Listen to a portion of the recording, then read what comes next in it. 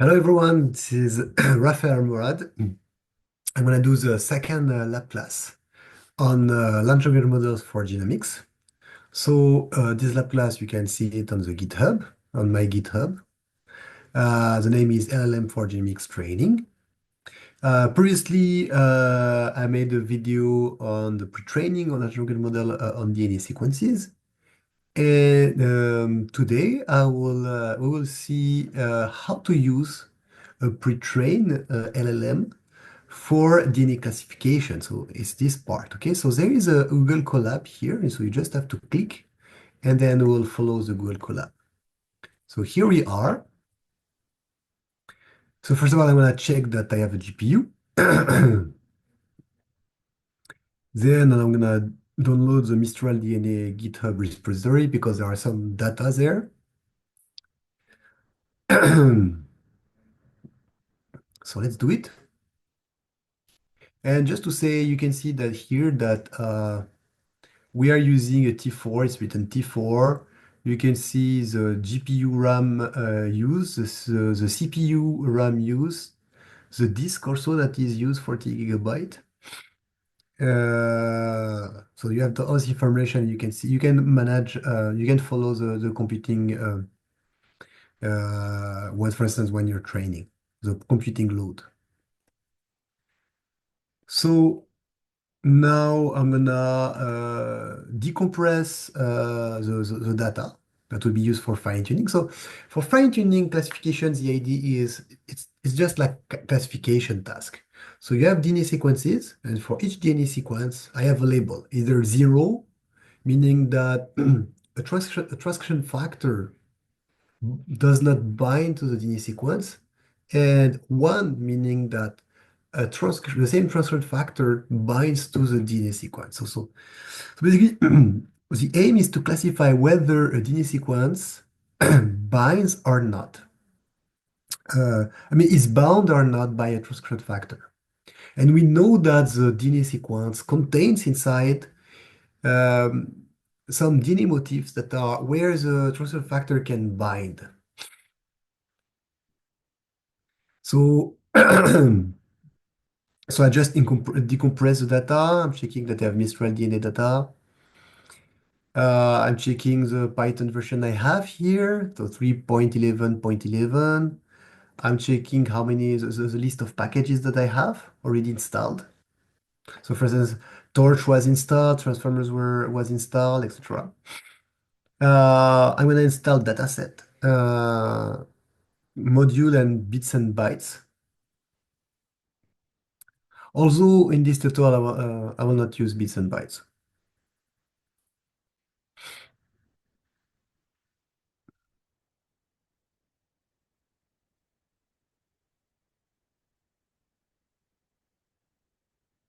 I will command. Bits and bytes are used for quantization of large language models. So it's getting installed. So I'm waiting.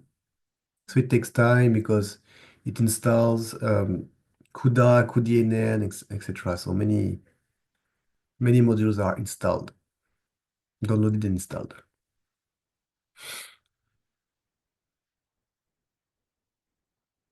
So if you're interested, by the way, I wrote a Medium article on DNA sequence classification. So in this, so you have the link. So it contains both the pre-training of an LLM.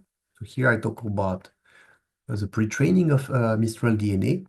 And then there is also the fine-tuning of the pre-trained model for classification. So you just have to imagine you have a DNA sequence, for instance, it binds to CTCF or not.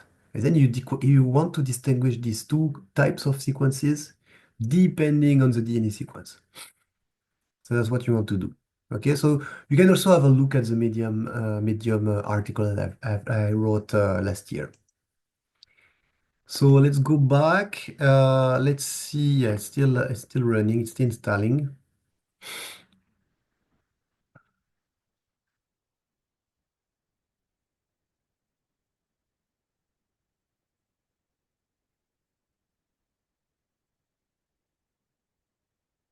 And of course, if you have some issues, you can write issues on the GitHub. and then we'll look at that. All right, so here when I use NVIDIA SMI, I can look at the CUDA version, the driver version, and the usage of the GPU, okay? And you can see that you have a Tesla T4. Now let's load modules. So you need NumPy, Pandas for manipulating data. I'm using progress bar. So what's important is I'm loading Torch, okay, for deep learning. Transformers also for training the large language model.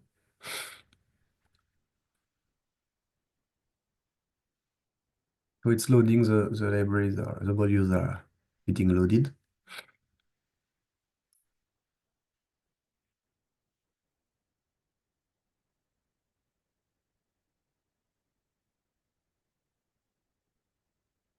All right. All right, I'm checking the prefix, environment I'm using. Let's check the directory. Okay. So here, this is where we specify the model to download on Hugging Face. So as I said before, I have developed many models. I have trained many models that are on Hugging Face. So here are all of the models. And you can select the one you want, basically. Here I will use a kind of lightweight model with 17 million parameters that was trained on the whole human genome, on the whole human genome, on the Human Genome Assembly HG38. We will use this one as a pre-trained model. All right, then here I'm loading some function that I wrote by myself. Here it's important, so these are the parameters for fine-tuning. So here is the output directory. I think I don't need to explain what it is. What is the evaluation strategy? So it means at each epoch, here at each epoch, we'll use a validation dataset for assessing the quality of the training while we try to optimize the parameters using gradient descent. Also, the save strategy means that at each epoch, it means that we save a model, the model weights at each epoch. After each epoch, we save them. The learning rate is 1 10 times minus 5. The batch size is 16, so you can modify that, of course. Weight decay is 1%. Number of training epoch is only 5, for instance, here, but you can increase it. We use BF16. It is a way to reduce the memory, so it's using only 16 bits of memory. So let's do it. All right. So here it is if we want to do quantization, okay? Here I'm just gonna make the BNB, the quantization. So it's for byte quantization. So I make the configuration file, whether we use accelerator, whether we use LoRa, low rank adaptivity. So it's yeah. So the idea of LoRa is to reduce the number of parameters that are updated while training during fine-tuning. And here it is. What do we do? So we gonna use a data set, okay, TF0. So it's one data set that is inside the repository. We have a binary classification, so number of label is 2. This is the output directory that we want to create. Okay, so first we're gonna load the tokenizer from the model. So we use the model name. So let's load the tokenizer from the model. You see the padding size is right. And here we build a data set, okay? Supervised data set, meaning that we have, for each DNA sequence, we have the label 0 or 1. And we have a data set for training, so for gradient descent, for validation, meaning for evaluating at each epoch the quality of the model. So whether it will help us to know whether we continue training, so we do another epoch, or whether we stop because we achieve a local minimum. And then the test data is to validate, to test the quality of the predictions. And and here's the model that we will load.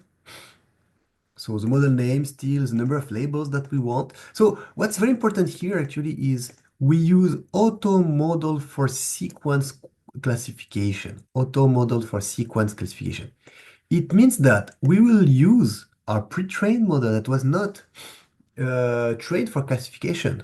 It was trained by causal language modeling, and we will add on the top a new neuron, a head, classification head. So just one new neuron we will add that will be connected on at the top of our LLM for classificating for the classification of whether a sequence is 1 or 0, is binding the transfer factor or not. Do you want to output hidden states? No, because it's taking memory for no use. And that's it. Device equal to auto, it means that it will, if it finds a GPU, it will use a GPU. If there is no GPU, it will not use the GPU. And then after we use a trainer, so we're gonna train. So these are the parameters, so the models, the training arguments that we defined before. The compute metrics are, for instance, accuracy, F1, Matthews correlation, precision recall. So all of these metrics here are in the compute metric. And for the loss, we're using the binary cross entropy. And so we're using early stopping callback with a patience of 3, meaning that the model will stop with a patience of 3. So if at each epoch the loss is decreasing, we will continue. But then if the loss is starting to increase again, we'll wait for 3 epochs to check whether we're increasing the loss. If over the 3 epochs, we finally decreasing the loss or making the loss better, we'll continue. But if after 3 epochs, the loss is not decreasing anymore, we'll stop and we'll pick the best model, meaning the model with the lowest loss. And here it is. Let's run it. So basically, what you have to keep in mind is you take an LLM that was pre-trained for no specific task. It was not pre-trained for classification, for instance. And then you're going to modify it by adding a classification head. This is what you do when you use auto model for sequence classification. It modifies the model by adding a new neuron that is binary, a neuron for binary classification. And that's how you're going to train this is how you're gonna use an LM for classification. So here it is. So we loaded the model, the tokenizer, we loaded the model. You can see safe tensor, so the model was loaded. We build we build the dataset here, and then we're pre-training. So here you can see that it's gonna take, so it's much faster, by the way. If you followed the video for pre-training an LM, you could see that it was taking 20 hours of pre-training for only 1% of the human genome. So pre-training takes a lot of time because usually you give a lot of data to the model. But for fine-tuning, usually you have a small data set because usually labeled data set, so data set for which you have a label, is very small. And you want to fine-tune on this task for classification. So usually it's very fast. So the idea behind LLM is often that you use a pre-trained model that was done using many GPUs during a lot of time. You download it on Hugging Face and then you use that for classification. So on your computer with a small GPU, you can do it often. So that's the point, that's the logic behind. So it is, we have done already 35% of an epoch. So it's gonna take 21 minutes. We will not wait for everything, of course, for the task to finish. We'll stop a little bit before, but I already pre-computed actually the next Python code chunk. So we'll already have access to the result of what we're expecting after. So let's wait a little bit. So as I said, you can look at Hugging Face. So I'm using this model, okay? But you can use a smaller model. This one is very small. You can use also this one, which is bigger.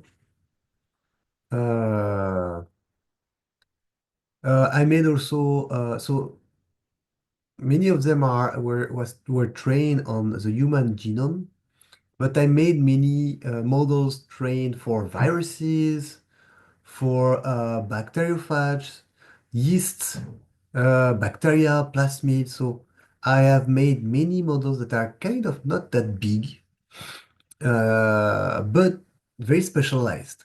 Okay.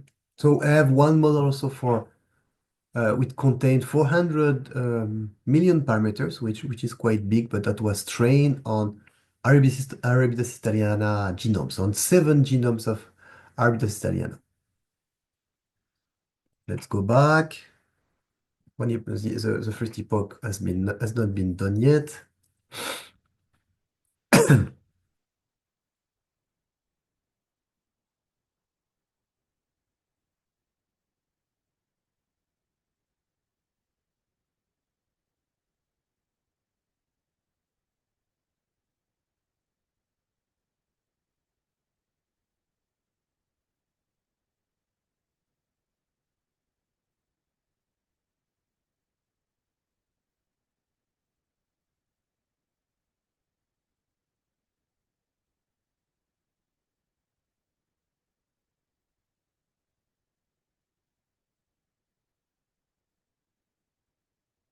So the first epoch is almost done. So here, an epoch is around 4 minutes. It takes around 4 minutes. So you can see that it's very quick because actually we don't have a lot of labeled DNA sequences. So it's quite quick.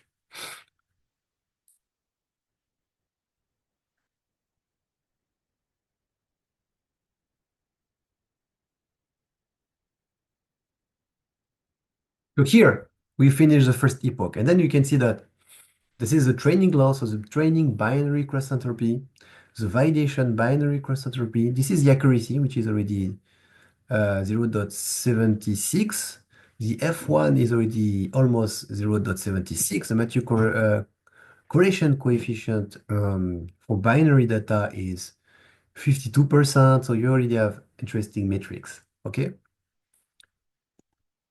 And this is after, so I stopped it. I'm not gonna wait for all of the epochs. And this is where if you run this chunk after training the model, of course, which I didn't do here, you'll find this result. So we'll find an F1 of 80%, Matthew's correlation coefficient of 63%. So you can see that you by fine-tuning a model, you will make it specialize in one task, classification, and you already have good results. Okay?